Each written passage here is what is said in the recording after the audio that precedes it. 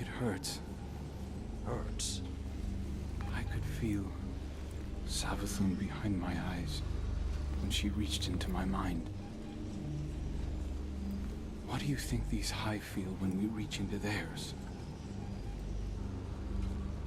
I also find the Scion's methods unsettling, but they can uncover Savathun's plans more efficiently than I ever could.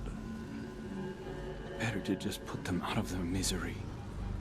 Keitel believes these Hive might hold deeper secrets. Do not make the mistake of thinking these things deserve your sympathy. Even though they have the light.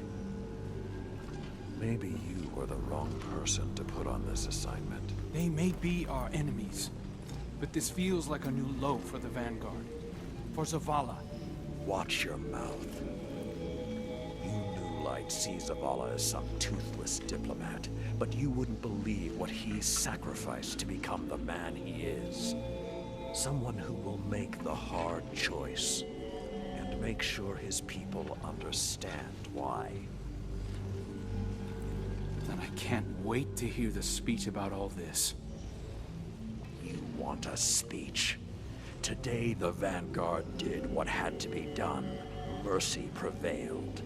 Speech over. Say it a little louder. I don't think this guy could hear you. This doesn't look like mercy to me. Then you're not looking hard enough.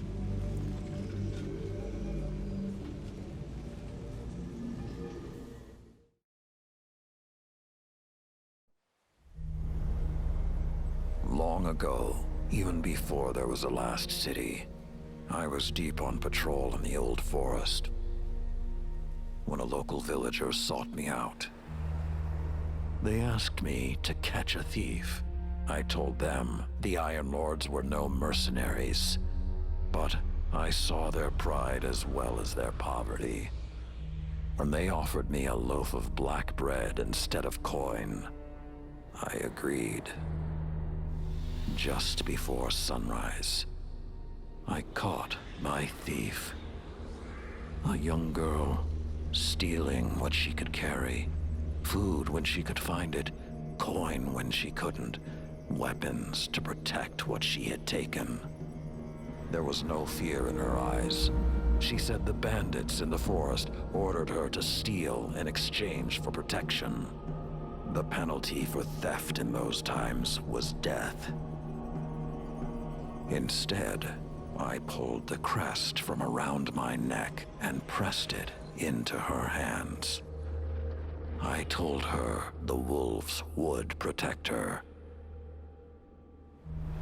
In a settlement rich with stolen supplies, I found the bandits and cut them down. 38 lives to spare one. And for a time, I believed that was mercy.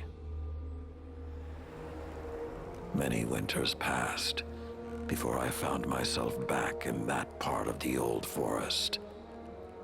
This time, no one sought me out. So I sought them instead. Wind blew through rotted wood and rusted metal where the village once stood. And behind it, graves. Then piled stones, then bare mounds of earth, and then a pit. My blood was high. I tore through the forest, hunting for those responsible. Finally, in a settlement rich with stolen supplies, I found her. A lightless woman, with my crest around her neck. There was no fear in her eyes. She spoke plainly. When the villagers could no longer tithe, her wolves no longer protected them.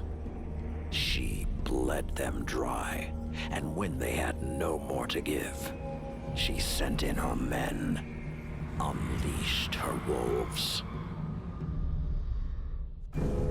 Mercy to an enemy cannot come at the cost of mercy for their victims. The right path isn't always easy to find, But once you do, the only question is whether you're strong enough to walk it.